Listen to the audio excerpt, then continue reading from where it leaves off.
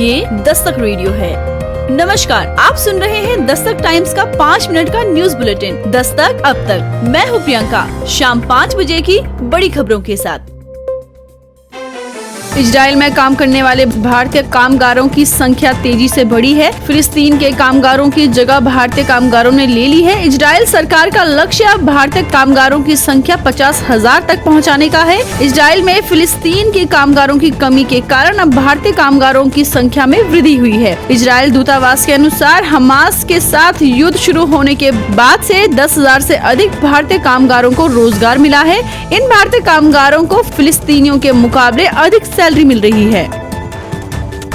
अवैध निर्माण को लेकर समाजवादी पार्टी के सांसद जियाउर रहमान वर्ग को जारी तीसरे नोटिस पर एसडीएम डॉक्टर वंदना मिश्रा ने कहा कि संभल के विनियमित क्षेत्र में किसी भी तरह का निर्माण शुरू करने से पहले मैप मंजूर कराना होता है। इस मामले में नहीं कराया गया। पहले नोटिस के बाद उन्होंने और समय मांगा, दूसरे के बाद आपत्ति जताई और इसी क्रम में उन्हें साक्ष्य प्रस्तुत करने के लिए तीसरा नोटिस दिया गया। अब साक्ष्य प्रस्तुत होने के बाद आगे की प्रक्रिया के लिए निर्णय लिया जाएगा।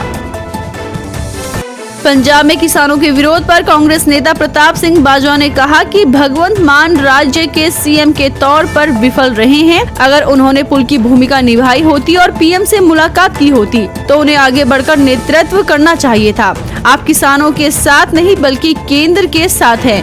भगवंत मान ने डल्लेवाल की जान बचाने के लिए कोई प्रयास नहीं किया। किसान और पंजाब उनके एजेंडे में नहीं है। कांग्रेस संसदीय दल की प्रमुख सोनिया गांधी, पार्टी अध्यक्ष मल्लिकार्जुन खड़गे, पूर्व उपराष्ट्रपति हामिद अंसारी तथा कुछ अन्य नेता शुक्रवार को पूर्व प्रधानमंत्री मनमोहन सिंह की स्मृति में आयोजित अखंड पाठ में शामिल हुए। उत्तर प्रदेश के गाजियाबाद के इंदिरापुरम इलाके में एक फ्लैट में शुक्रवार की सुबह भीषण आग लग गई। इसकी सूचना फायर ब्रिगेड को दी गई। मौके पर पहुंची फायर ब्रिगेड की 3 गाड़ियों ने कड़ी मशक्कत के बाद आग पर काबू पाया और आसपास के फ्लैट को भी बचाने में सफलता पाई।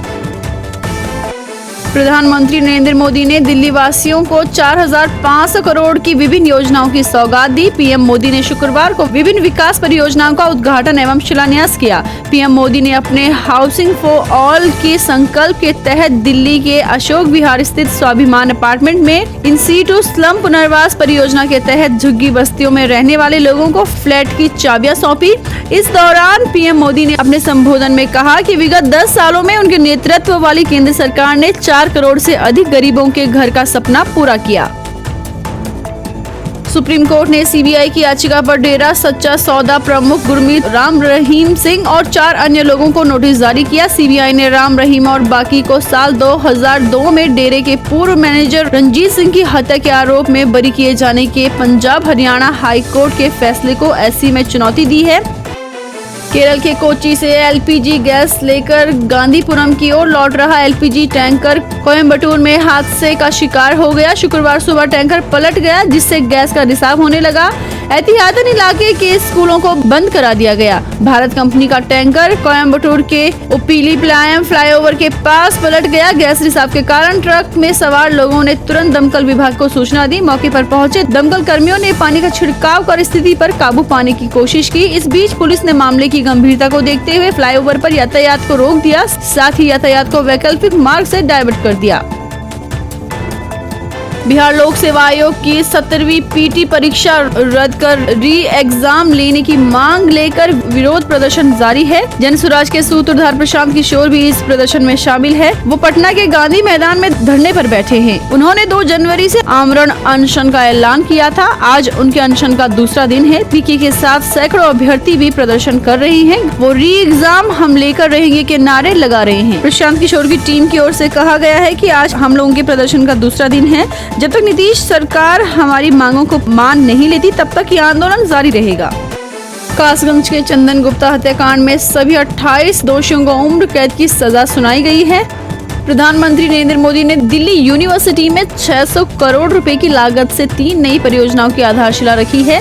इन परियोजनाओं में सूरजमल विहार में पूर्वी परिसर, द्वारका में पश्चिमी परिसर और नजफगढ़ के रोशनपुरा में वीर सावरकर कॉलेज का निर्माण शामिल है।